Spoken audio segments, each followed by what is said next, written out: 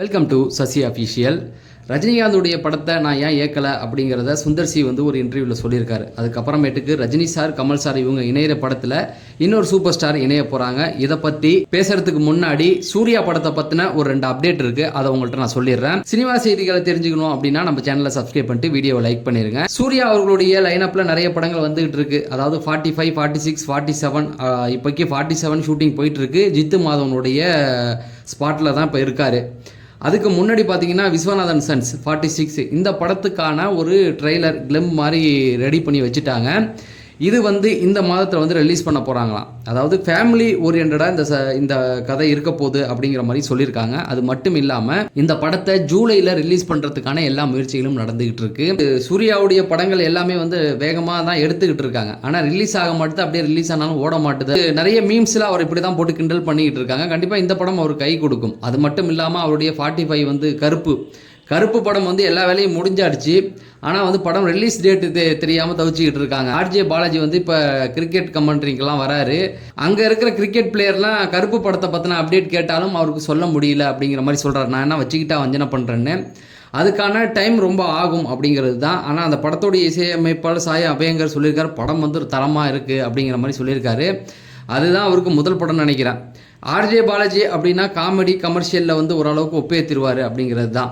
அதனால் கருப்பு படம் ஏப்ரல் மாதத்தில் வரத்துக்கு ரிலீஸ் ஆக இருக்குது. விஸ்வநாதன் சன்ஸ் ஜூலையில் ரிலீஸ் ஆகும் அப்படிங்கிற மாதிரி சொல்லிகிட்டு இருக்காங்க.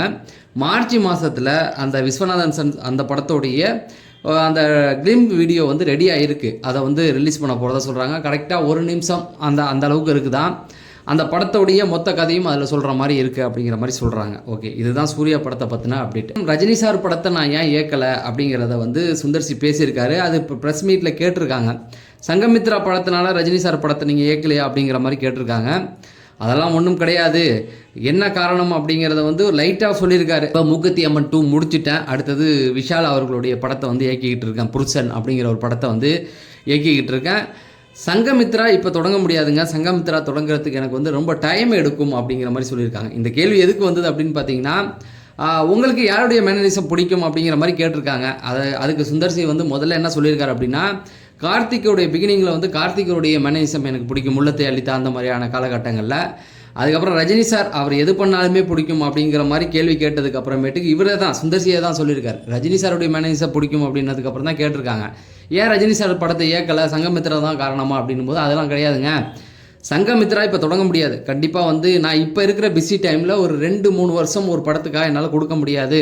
அந்த அளவுக்கு பிஸியாக போயிட்டுருக்கு. அதுக்கான காரணம் வேறு அப்படிங்கிற மாதிரி சொல்கிறாங்க. விஜய் சாரே இவர் படம் பண்ண மாட்டேன்னு தான் சொல்லியிருக்காரு சுந்தர் சி. ஏன்னா விஜய் சாருக்காக 2 ஸ்கிரிப்ட் கொண்டு போயிருக்காரு. அவர் வேணாம் மாற்றுங்கன்னு சொன்னதுக்கப்புறம் நம்மளால் அதை பண்ண முடியாது, வேணான்னு சொன்னதுக்கப்புறமேட்டு நம்ம பண்ண வேணாம் அப்படிங்கிற ஒரு முடிவு தான் எடுத்திருக்காரு. அதே தான் ரஜினி சார் கதையை கொஞ்சம் மாற்றுங்க அப்படின்னது அவரால் ஏற்றுக்க முடியல. அதான் தன்னுடைய ஒய்ஃபை வச்சு சொல்லிட்டு அதுலேருந்து விலகிட்டாரு. ஓகே தான், அதில் ரஜினி சாருக்கு ஒன்றும் வருத்தம் கிடையாது இல்லையா.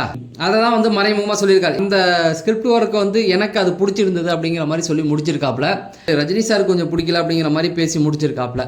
சரி, இதை அடுத்து ரஜினி சாரும் கமல் சாரும் இணைய போகிற படம் பற்றின அப்டேட் தான் இப்போ எங்கே பார்த்தாலும் வந்துகிட்டு இருக்கு.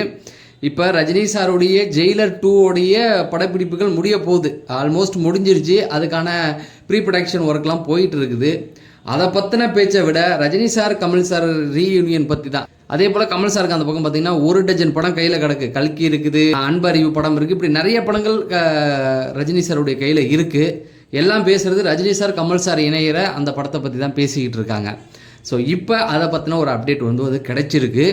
அந்த படத்தை இன்பன் உதயநிதி தான் தயாரிக்கிறார் அப்படிங்கிறத நம்ம ஏற்கனவே சொல்லியிருந்தோம். அதில் ரஜினி சாருடைய பொண்ணும் சௌந்தர்யா ரஜினிகாந்த், கமல் சாருடைய டாக்டர் இவங்க ஸ்ருதிகாசன், இவங்களுக்கும் அதில் ஒரு ஷேர் இருக்குது அப்படிங்கிற மாதிரி அவங்களும் சேர்ந்து தான் தயாரிக்கிறாங்க. இதன்படி 3 பங்காக பிரிக்கப்படுது. அந்த பட்ஜெட் ரொம்ப பெரிய பட்ஜெட் அப்படிங்கிறதுனால மலையாள நடிகர் மம்புட்டியை கூப்பிட்டு வராங்க.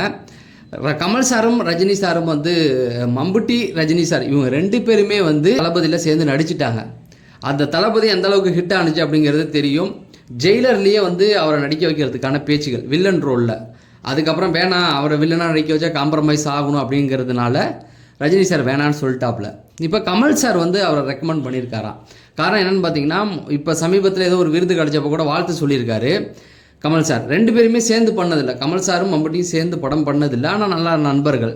இந்த வாட்டி அவரோட கூட ஒர்க் பண்ணணும் அப்படிங்கிறதுக்காக கமல் சாரே இந்த ரோலில் வந்து மம்புட்டியை நடிக்க வைங்க அப்படிங்கிற மாதிரி சொல்லியிருக்காங்க. மம்புட்டி அவர்களும் ஒத்துக்கிட்டாங்க.